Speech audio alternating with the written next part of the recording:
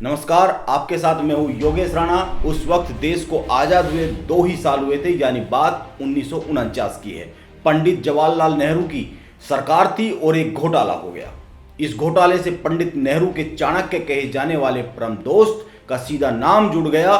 जांच बैठाई गई और साबित हो गया कि घोटाला हुआ है। बात यूं है कि 1947 में आज़ादी के बाद से ही भारत और पाकिस्तान के बीच जंग जैसा तनाव था। इस बीच पाकिस्तान ने कश्मीर पर हमला कर दिया था। देश को आज़ाद हुए कुछ ही समय हुआ था। हमारी सेना के पास संसाधनों की कमी थी, संसाधन नहीं थे। ऐसे में सीमा की सुरक्षा के लिए सेना ने सरकार से जीपों की मांग की। देश के प्रथम प्रधानमंत्री पंडित जवाहरलाल नेहरू की सरकार ने ब्रिटिश कंपनियों के साथ सौदे की बात आगे बढ़ाई और एक कंपनी के साथ डील हो गई।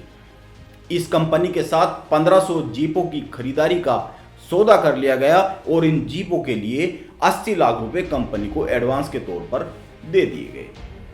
कश्मीर में पाकिस्तान के साथ जंग चल रही थी, इसीलिए इन जीपों की जरूरत भारत की सेना को तुरंत थी। जीपों की पहली खेप देश पहुंच गई। ये इतनी घटिया क्वालिटी की थी कि चल भी नहीं पा रही थी।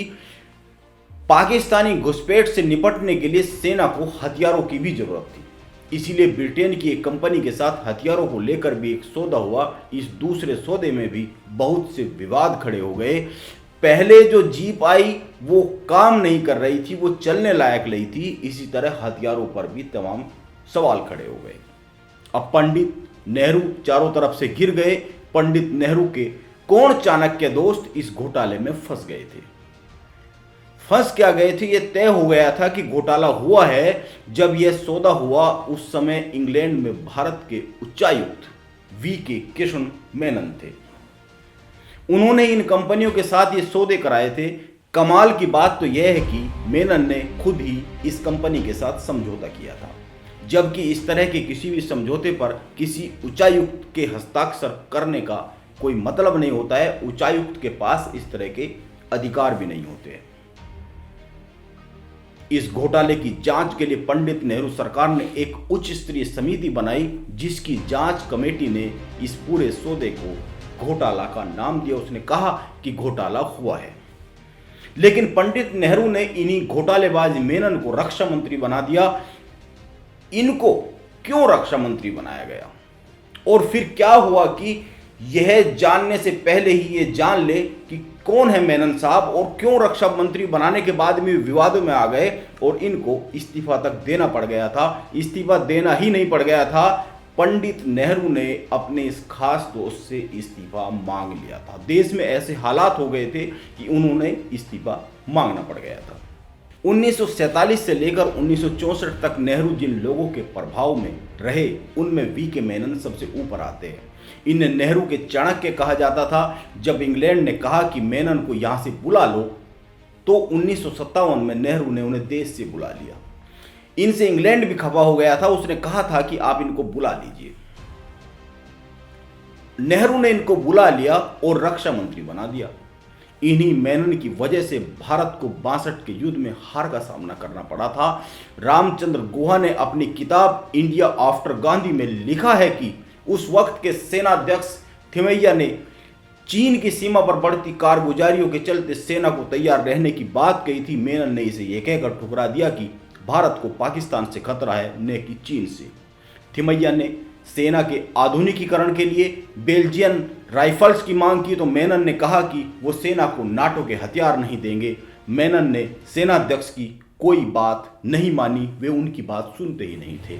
और बात यहां तक पहुंची कि उन्होंने नेहरू को अपना इस्तीफा देने की पेशकश कर दी। सेनाध्यक्ष ने मेनन से इतनी तकरार बढ़ी कि अपना इस्तीफा नेहरू को सौंपने की बात कर दी थी, लेकिन नेहरू ने बीच बचाव कर सेनाध्यक्ष को शांत करा दिया और मेनन की बात मानते चले गए। उधर चीन का दुस्साहस बढ़ता चला गया। जब भारत जंग में हार गया तो पूरे देश में मेनन के इस्तीफे की मांग उठने लगी। नेहरू तब भी इस्तीफा नहीं लेना चाहते थे, लेकिन संसद में हंगामा हुआ। नेहरू के मंत्रिमंडल ने भी इस्तीफे की मांग की। तब कहीं जाकर नेहरू ने मेनन साहब से इस्तीफा लिया और इन्हीं मेनन ने इस देश में पहला घोटाला किया था। जब जांच समिति में साबित हो गया कि मेनन ने घोटाला किया है, इसके बाद पंडित नेहरू ने कोई एक्शन नहीं लिया। पंडित नेहरू पर विपक्ष और खुद उनके मंत्रिमंडल के लोग दबाव डालने लगे कि मेनन पर एक्शन किया जाए। नेहरू उनसे कोई भी एक्शन लेने के लिए तैयार नहीं थे।